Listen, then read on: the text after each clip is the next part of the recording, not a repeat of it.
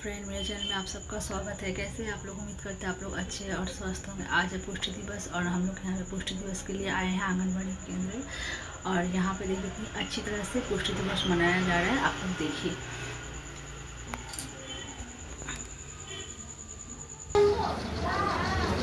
আগমনীর আগাম শুভেচ্ছা জানিয়ে শুরু করছি আমাদের ছোট্ট অনুষ্ঠান পুষ্টি দিবস।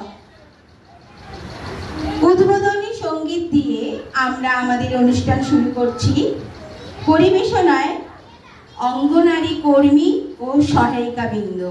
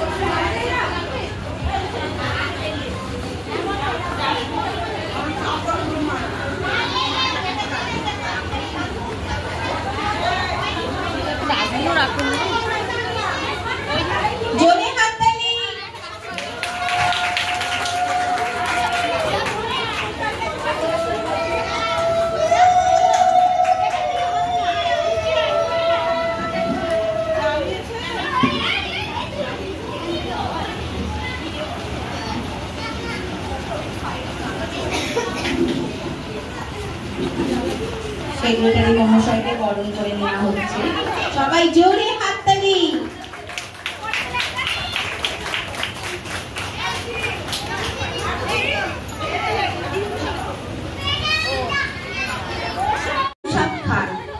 পালং শাক মাথা ব্যথা কমাতে তাৎক্ষণিকভাবে কাজ করে। বাত ও শিরায় শিরায় ব্যথা হলে সঠিক নিয়মে পালং শাক খান। যাদের ইউরিক অ্যাসিড আছে তারা কিন্তু খাবেন না। পালং শাক প্রচুর পরিমাণে আয়রন আছে। পালং শাকে প্রচুর পরিমাণে আয়রন আছে। তো এখন পালং শাকে নৃত্য করবেন সৌজন্যা ও অরিজি। যদি চাও দেখবে কত রক্ত হবে, আমায় যদি খাও তবু রং যে আমার লম্বা লম্বা পাতা। আমি আজি সবার জন্য, শোনো আমার কথা। এ ভিটামিন সি ভিটামিন আছে এতে ভরা, চোখ থাকে ভালো এতে, কমবে মাথা ধরা।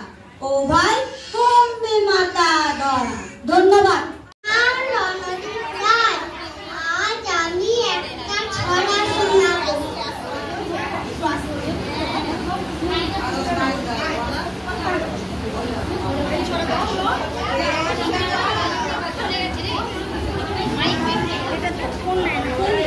চড়ুই লেখক নীরেন্দ্রনাথ চক্রবর্তী।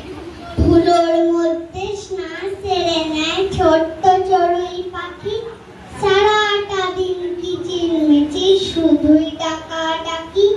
ঘুরঘুরিতে বাসা ওদের, সূর্য যখন ডোবে তখন গিয়ে সেখানে ও মায়ের পাশে শোবে।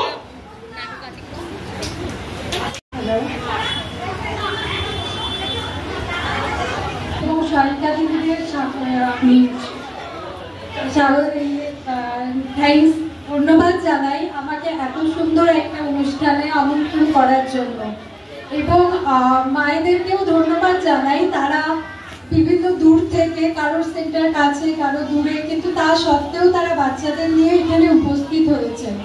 প্রত্যেক বছর এই সেপ্টেম্বর মাসে আমরা পুষ্টি দিবস পালন করে থাকি।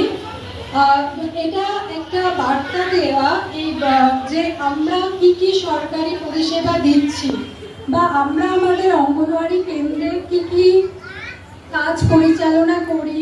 শুধুই কি খাবার দেওয়া বা খিচুড়ি স্কুল সেটা নয়, তার সাথে সাথে আমরা যে ইসিসি যেটা বলা হয় তার কার্যক্রমে একটা মডেল স্কুলের কার্যক্রমে পরিচালনা করার চেষ্টা করি, যেখানে পুঁথিগতভাবে পড়া বা বাচ্চাকে পড় বলে এইভাবে না হওয়া, বিভিন্ন কোণ দিয়ে তাকে পড়াশোনার মধ্যে আগ্রহ নিয়ে আসা, এইসব জিনিসগুলো আমরা করে থাকি।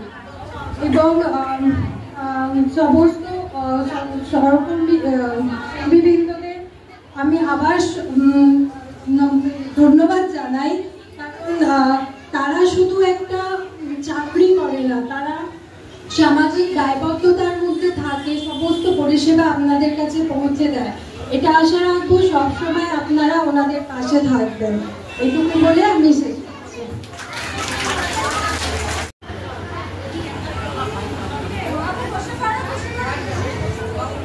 উপস্থিত আমার সহকর্মী সঙ্গীতা এবং আমাদের বিশিষ্ট অতিথি, আমার কর্মী এবং সহায়িকা মেয়েরা, তাদের ছোট্ট ছোট্ট শিশুরা এবং তাদের অভিভাবক অভিভাবিকাগণ, সকলকে আমার শুভেচ্ছা, ভালোবাসা, আন্তরিক অভিনন্দন জানিয়ে আমি ছোট্ট একটি বক্তব্য রাখবো। কারণ এই অনুষ্ঠানটা বক্তব্যের নয়, আমরা বাচ্চাদের থেকে কিছু শুনবো, কিছু দিদিদের থেকে জানবো, সেই জন্য আমাদের এই অনুষ্ঠান।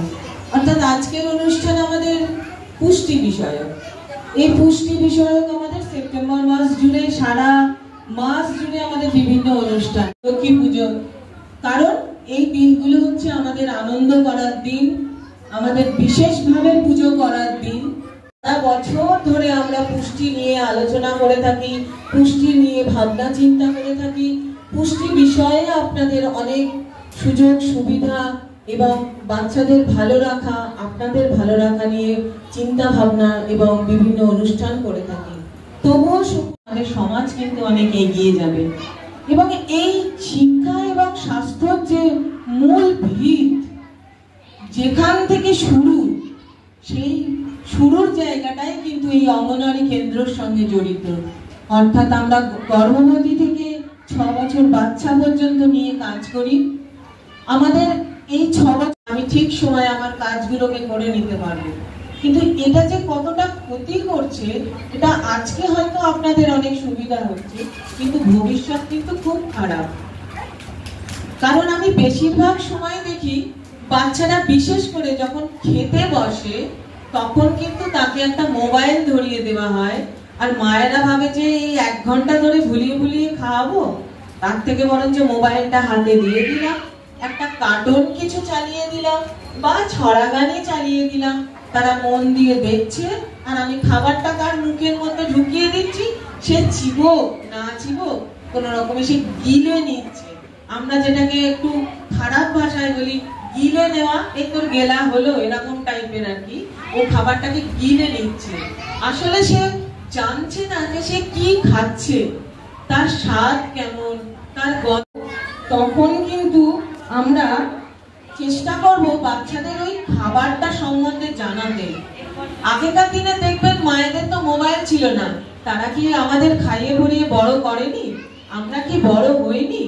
তাহলে তারা কি করে করতো? তারা কিন্তু খুব গল্প বলতো, দেখবেন এই তোর ভাতটাকে কাকের ডিম করে দি, বকের ডিম করে দি, এই তুই কাকের ডিম এনে কাকের ডিম খা, বকের ডিম খা, এইভাবে ভুলিয়ে ভুলিয়ে বা কোনো গল্প বলে তাদেরকে মনটা সেদিকে নিয়ে, এই দেখ রাক্ষসটা এলো, এসে কেমন করে হাঁ করলো, হাঁ কর হাঁ কর হাঁ কর, রাক্ষসের মতন হাঁ কর হাঁ কর, আমি তোর মুখে খাবারটা দিই। তাহলে এই যে ব্যাপারগুলো ছিল, এগুলো ছিল অনেকটা বেশি সায়েন্টিফিক, যেটা মোবাইলের থেকে অনেক অনেক অনেক গুণ ভালো।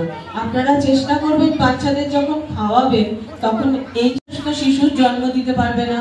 সুস্থ শিশু হয়তো হলো, কিন্তু আমি যদি তার সঠিক পরিচর্যা না করি, 6 মাস পর্যন্ত তাকে শুধুমাত্র বুকের দুধ যদি না খাওয়াই, অনেকের ধারণা যে বাচ্চার জন্মের পরে মায়ের যে দুধটা থাকে কোলোস্ট্রাম বা হলুদ রঙের দুধ, সেটা কিন্তু খুব ক্ষতিকারক।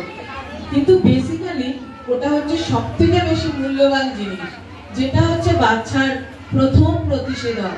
আমরা যে ডাক্তারখানায় গিয়ে বাচ্চাদের টিকা দিই, ওষুধ খাওয়াই, বলে যে তোর ইনজেকশন হয়েছে, আমরা সবাই বলি তো কার্ড নিয়ে গিয়ে পোলিও খাইয়েছিস, তার সেই প্রথম টিকা হচ্ছে তার ওই মায়ের ভোগের প্রথম দুধ, যেটা আমাকে পারলে 1 ঘন্টা, না হলে অন্তত কমপক্ষে 24 ঘন্টার মধ্যে হলেও তাকে পান করানো উচিত। তারপর তো 6 মাস পর্যন্ত শুধুমাত্র বুকের দুধ। একটা মায়ের বুকেতে যা দুধ হয় সেটা একটা বাচ্চার জন্য যথেষ্ট। সেই আমরা অনেক সময় বলি আমার বৌমার বুকে দুধ হয়নি, আমার অনেক মাকেও বলতে শুনেছি বাচ্চাটা ভীষণ কাঁদে। আচ্ছা, বাচ্চা কি শুধুমাত্র খিদে পেলেই কাঁদে? তার কি আর অন্য কোনো অসুবিধা হলে কাঁদে না? তাহলে বাচ্চা যদি কাঁদে, তাহলে আমাকে তার কাঁদার কারণটা দেখতে হবে। যে আমার বাচ্চা কাঁদছে মানে আমার বুকের দুধ পাচ্ছে না, আমি তাকে গর্বের সঙ্গে বলি যে আমার হাজবেন্ড জানিস 1000 টাকা দিয়ে একটা কৌটোর দুধ কিনে নিয়ে এসেছে। এটা মোটেই বাহাদুরির কথা নয়, বরঞ্চ আপনি ভুল করছেন। বাচ্চাটার যে পাকস্থলী, বাচ্চাটার যে শরীরের গঠন, সেটা কিন্তু ওই দুধটা অনেকটাই ক্ষতিকারক। সেই জন্য 6 মাস পর্যন্ত সঠিক পদ্ধতি মেনে যদি বাচ্চাকে দুধ খাওয়ানো হয়, একটা মায়ের যা দুধ থাকে একটা বাচ্চার জন্য যথেষ্ট। আপনাদের কাছে অনুরোধ, আপনারা এবং আপনার চারপাশে অবশ্যই এই বার্তাগুলো পৌঁছে দেবেন। তারপরে হচ্ছে 6 মাস থেকে আমার আধা শক্ত খাবার, খিচুড়িটা, তাহলে চামচ থেকে কি সহজে পড়বে? পড়বে না। তাহলে সেটা হলো শক্ত খাবার। আমি বলছি 6 মাস পর থেকে আধা শক্ত।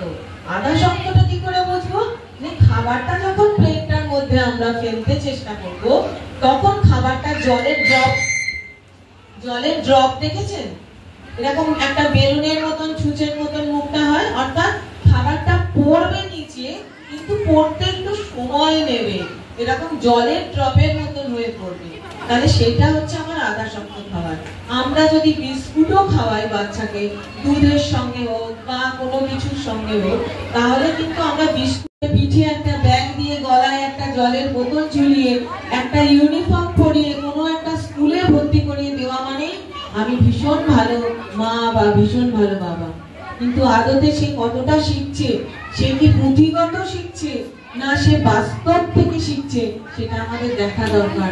যেটা আমরা অঙ্গনওয়াড়ি কেন্দ্রে খুব বিজ্ঞানসম্মত ভাবে শিখিয়ে থাকি, অর্থাৎ একটা শিশুকে আমরা অ থেকে ও শেখাই না, ক থেকে চন্দ্রবিন্দু শেখাই না, 1 থেকে 100 শেখাই না, আমরা পর শেখাই না, কিন্তু আমরা এগুলো শিখিয়ে থাকি।